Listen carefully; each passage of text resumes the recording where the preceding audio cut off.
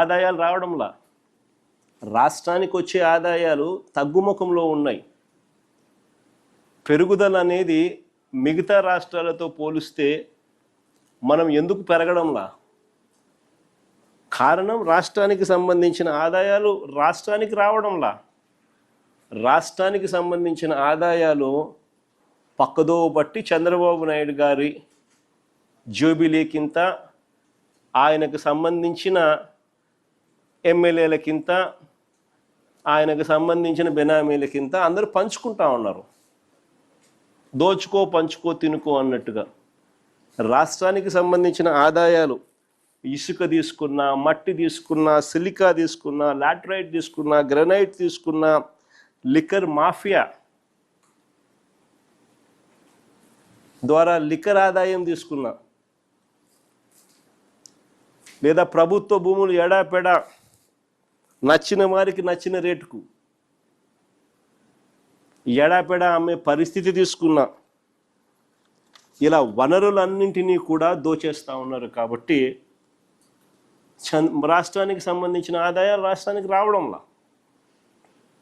మరోవైపు చూస్తే ఆయనకో విమానంతో పాటు ఒక హెలికాప్టరు, ఆయన కొడుక్కో విమానం, ఆ విమానంతో పాటు ఒక హెలికాప్టరు, తర్వాత ఆయనకు మద్దతు ఇస్తూ ఉన్న ఆయన గారి డిప్యూటీ సీఎం పవన్ కళ్యాణ్ గారికి ఆయనకు ఒక విమానం, మళ్ళీ ఆయనకు ఒక హెలికాప్టరు, అందరూ గాల్లోనే. ముఖ్యమంత్రి గారు కొడుకు ఒక పూట విజయవాడలో ఉంటే మరో పూట హైదరాబాద్లో ఉంటాడు, ఇంకో పూట ఈ కొడుకు క్రికెట్ మ్యాచ్ కోసం పక్క దేశం వెళ్ళి కొలంబోలో మ్యాచ్ చూస్తాడు రాత్రికి, మరుసటి రోజు ఉదయం మళ్ళీ విజయవాడలో ఉంటాడు, మళ్ళీ ఆ సాయంత్రం విజయవాడ నుంచి ఢిల్లీకి పోతాడు. అంతే, ప్రైవేట్ విమానాలే. దేశంలో బాధ్యతాయుతమైన పదవుల్లో ఉన్న వాళ్ళు ఇలా జల్సాలు చేసిన సంబరాలు ఎక్కడైనా ఉన్నాయా? కొలంబోలో మ్యాచ్ ఆడుతా అంటే ఈయనకేం స్వామి, నాకు అర్థం కాదన్నా. ప్రైవేట్ ఫ్లైట్లో కొలంబోకు పోయి మ్యాచ్ చూస్తాడు. ఈ టీవీ చూస్తే కనపడదా మ్యాచ్?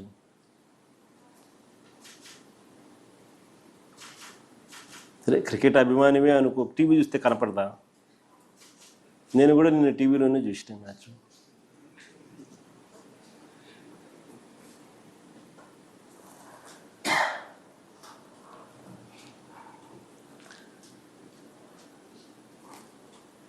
రాష్ట్ర ఆదాయాలు ఎలా పెరుగుతాయి? ఇక రాష్ట్ర అప్పుల విషయంలోకి వస్తే మళ్ళీ అవే గోబెల్స్ ప్రచారాలు. చంద్రబాబు నాయుడు గారి నైజం నిజంగా కుక్కతోక వంకరే. అంటే ఎన్నిసార్లు మనము చెప్పినా కూడా ఎందుకయ్యా అబద్ధాలు చెప్తావో, వాస్తవాలు ఇవి, ఇదిగో వాస్తవాలు అని మనం ఎన్నిసార్లు ప్రజెంటేషన్ ఇచ్చినా, ఎన్నిసార్లు మనం సాక్ష్యాలు ఆధారాలతో సహా చెప్పినప్పటికీ కూడా అవే గోబెల్స్ ప్రచారాలు, అవే అబద్ధాలు రిపీటెడ్గా. కుక్కతోక కూడా ఎప్పుడైనా మీరు గమనించే ఉంటారు. దాన్ని కరెక్ట్ చేయడానికి నువ్వు ఇటు చేయండి, అది మళ్ళీ ఆయనకి వెళ్ళిపోతుంది. అందుకనే సామెత కూడా అంటారు కుక్కతోక వంకర అని. చంద్రబాబు నాయుడు గారి నైజం కూడా కరెక్ట్గా అంతే. మొన్నటి బడ్జెట్ ప్రసంగంలో కూడా ఏకంగా 9.74 లక్షల కోట్లు అప్పులు మేము మిగిల్చామంటారు. బడ్జెట్ ప్రసంగంలో వీళ్ళన్న మాటలు అసలు నిజాలేంటో తెలుస్తాయని, రాష్ట్రానికి సంబంధించిన అప్పులు ఎంతుంటాయో రాష్ట్ర ప్రజలకు ఎక్కడ తెలిసిపోతుందేమోనని ఏకంగా బడ్జెట్ పేపర్స్లో అప్పులకు సంబంధించిన టేబుల్ వాల్యూమ్ నెంబర్ 6 ఈ బుక్లో ఉంటుంది. వాల్యూమ్ నెంబర్ 6 బుక్లో దీనికి సంబంధించిన టేబుల్ పూర్తిగా ఎత్తేసారు, కనపడదు. ఇది ఎప్పుడు జరగదు మామూలుగా. నేను ఆశ్చర్యంగా చంద్రబాబు నాయుడు గారిని ఒకటే అడుగుతా, అయ్యా చంద్రబాబు నాయుడు గారు, ఇక్కడ దాచిపెట్టవచ్చు కానీ మీరు ప్రజెంట్ చేసిన మీరే, చంద్రబాబు నాయుడు గారు ప్రజెంట్ చేసిన మీరే మీ తొలి బడ్జెట్, అప్పటికి ఇంకా ఇంత తెలివితేటలు ముదర్రా. ఈయన ప్రజెంట్ చేసిన 2024-25 బడ్జెట్ డాక్యుమెంట్స్లో క్లియర్గా అప్పు ఎంత ఉంది అని, రాష్ట్రానికి సంబంధించిన అప్పులు ఎంత ఉన్నాయని చెప్పి రాసినాడు. పోనీ కాంప్ట్రోలర్ అండ్ ఆడిట్ జనరల్ వాళ్ళు 23-24 లెక్కల్లో కనిపిస్తుంది. వాళ్ళు 23-24 లెక్కలు మరుసటి సంవత్సరం ఇస్తారు.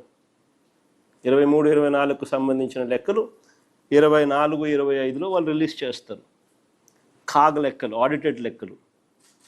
ఆ లెక్కలు చూసినా కనిపిస్తుంది, చంద్రబాబు నాయుడు గారు ప్రవేశపెట్టిన 24-25 మొట్టమొదటి సంవత్సరం ఆయన ప్రవేశపెట్టిన బడ్జెట్ చూసినా కనిపిస్తుంది.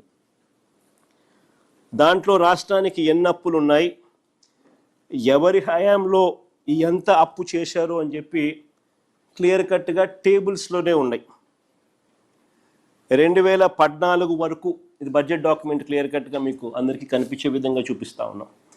Page number 14, page number 16 budget document 24-25 Chandrababu Naidu గారు మొదటి సంవత్సరానికి సంబంధించి చూస్తే ఇక్కడ మీరు గమనిస్తే 2018 మన హయాం చివరికి అంటే 2023-24కు సంబంధించి చూస్తే పబ్లిక్ డెట్ అవుట్ స్టాండింగ్ 4,91,734 కనిపిస్తుంది. తర్వాత state guarantees government guarantees out standing అనేది పేజ్ నెంబర్ 16లో కూడా 23-24లో మరో 1,54,797 కోట్లు కనిపిస్తుంది. అంటే ఈ రెండు కలిపితే రాష్ట్రానికి సంబంధించిన వైఎస్ఆర్సీపీ ప్రభుత్వ హయాం ముగిసే నాటికి రాష్ట్రానికి సంబంధించిన అప్పులు ఎంత అని చెప్పి, సిమిలర్లీ చంద్రబాబు నాయుడు గారి హయాం ముగిసే నాటికి అంటే వైఎస్ఆర్సీపీ అధికారంలోకి వచ్చే నాటికి, చంద్రబాబు నాయుడు గారి హయాం ముగిసే నాటికి చంద్రబాబు నాయుడు గారి హయాంలో రాష్ట్రానికి సంబంధించిన అప్పులు ఎంత అని చెప్పి అవి కూడా రాస్తారు. 2018-19కి సంబంధించి పబ్లిక్ డెట్ అవుట్ స్టాండింగ్ 2,57,000 చిల్లర కోట్లు అక్కడ కనిపిస్తుంది. పేజ్ నెంబర్ 14లో గవర్నమెంట్ గ్యారంటీస్ అవుట్ స్టాండింగ్లో 2018-19కి సంబంధించి 55,508 కోట్లు ఇక్కడ కనిపిస్తుంది. ఈ రెండు యాడ్ చేస్తే చంద్రబాబు నాయుడు గారి హయాంలో వైఎస్ఆర్సీపీ ప్రభుత్వం రాకమునుపు 3,90,247 కోట్లకు చంద్రబాబు నాయుడు గారి హయాంలోనే అప్పులున్నాయి. చంద్రబాబు నాయుడు గారు ఇదే విధంగా కింద లెక్కలు చూసినా కూడా ఇదే విషయాలే మీకు కనిపిస్తాయి. 2023-24లో ఒక 3,000-4,000 కొంచెం తక్కువ కనిపిస్తుంది, బట్ అదర్వైజ్ లెక్కలు కూడా అవే కనిపిస్తూ ఉన్నాయి. వైఎస్ఆర్సీపీ హయాంలో ఎంత అప్పులు జరిగినాయి, చంద్రబాబు హయాంలో ఎంత అప్పులు. 2014 వరకు రాష్ట్ర విభజన తర్వాత అన్ని రకాల అప్పులు చూస్తే రాష్ట్రానికి ఉన్న అప్పులు 1,40,717 కోట్లు. ఈ అప్పు కాస్త చంద్రబాబు నాయుడు గారు దిగిపోయే నాటికి 3,90,217 కోట్లకు ఎగబాకింది. అంటే చంద్రబాబు నాయుడు గారి హయాంలో 2014-19 మధ్య 2,49,350 కోట్లు ఆయన అప్పు చేసినాడు. కంపౌండెడ్ యాన్యువల్ గ్రోత్ రేట్ ఎంత అని చెప్పి చూస్తే 22.63%, 22.63% కంపౌండెడ్ యాన్యువల్ గ్రోత్ రేట్తో ఆయన అప్పు చేశాడు. ఇక మా హయాంలో చంద్రబాబు నాయుడు గారు ఎండింగ్ పాయింట్ 3,90,247 కోట్లు అక్కడి నుంచి మేము స్టార్ట్ అయితే మా హయాంలో అది కాస్త 7,21,917 అన్ని రకాల అప్పులు లెక్కేసుకుంటే అంటే క్లియర్ కట్గా రాసినారు చూడండి. 4 లక్షల అక్కడ క్లియర్గా రాసినారు చూడండి. Public debt and public account, direct government debt, రాష్ట్రానికి సంబంధించిన బైఫర్కేషన్ నాడు 1,18,000. 31 మార్చ్ 2019 అంటే చంద్రబాబు నాయుడు గారు అధికారంలోకి దిగే నాటికి 2,57,000 కోట్లు. 31 మార్చ్ 2024 4,91,000కు పోయింది. దానికి అడిషనల్గా మళ్ళీ state government debt and state government guaranteed debt, ఈ రెండూ కూడా కలుపుకుంటే 1,18,000 కాస్త స్టేట్ బైఫర్కేషన్ నాటికి 1,32,000 ఉన్నట్టు. 31 మార్చ్ 2019కు 3,13,000 చంద్రబాబు నాయుడు గారి గవర్నమెంట్ చివరి నాటికి ఉన్నట్టు. మా గవర్నమెంట్లో చివరి నాటికి 6,46,531 కోట్లకు ఉన్నట్టు.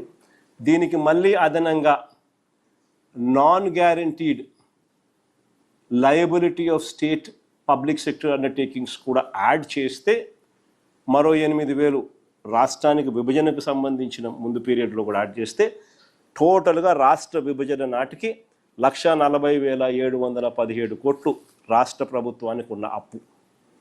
అదే అప్పు రాష్ట్రం చంద్రబాబు నాయుడు అధికారంలో నుంచి దిగిపోయే నాటికి 3,90,247 కోట్లకు ఎగబాకిన పరిస్థితి. అదే అప్పు మేము దిగిపోయే నాటికి 7,21,918 కోట్లకు ఎగబాకిన పరిస్థితి. చంద్రబాబు నాయుడు గారు నికరంగా అప్పు చేసింది 2,49,350 కోట్లు at a compounded annual growth rate of 22.63%.